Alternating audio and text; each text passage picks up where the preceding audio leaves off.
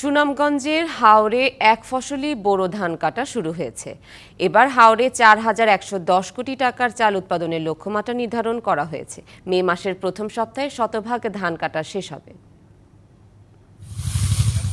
আবহাওয়া অনুকূলে থাকায় সুনামগঞ্জের হাওর অঞ্চলে এবার ধানের ফলন ভালো হয়েছে। তাহিরপুরে চলতি মৌসুমে প্রথমবারের মতো আগাম বোরো ধান কাটা শুরু হয়েছে।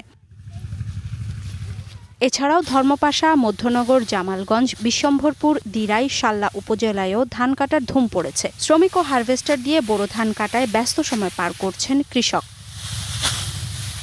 গতবারের তুলনায় এবার সুনামগঞ্জের লক্ষ্যমাত্রার চেয়ে ১৬২ হেক্টর জমিতে বেশি বোরো ধান আবাদ হয়েছে।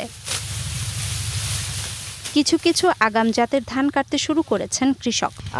ধান ভালো হয়েছে আর তো দেখেন ওয়ালটন ফ্রিজ কিনে অনেকের মতো আপনিও হয়ে যেতে পারেন মিলেনিয়াল।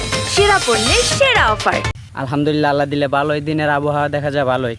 তো আশা করি যে আল্লাহ তাআলা ভালো মতোই ধান উড়াইবেন আমরারে। আগামী ৫ই মের মধ্যে হাওরের শতভাগ ধান কাটা শেষ হবে বলে জানিয়েছে কৃষি সম্প্রসারণ অধিদপ্তর। আমাদের মাঠ পর্যায়ের কর্মকর্তাগণ মাঠে আছেন, কৃষকের পাশে থেকে ওনারা প্রয়োজনীয় পরামর্শ দিয়ে যাচ্ছেন এবং আমরা আশা করছি আবহাওয়া যদি অনুকূলে থাকে আমাদের আগামী ৫ই মে ২০২৪-এর মধ্যে সুনামগঞ্জ জেলার হাওরের শতভাগ ধান কর্তন সম্পন্ন হবে।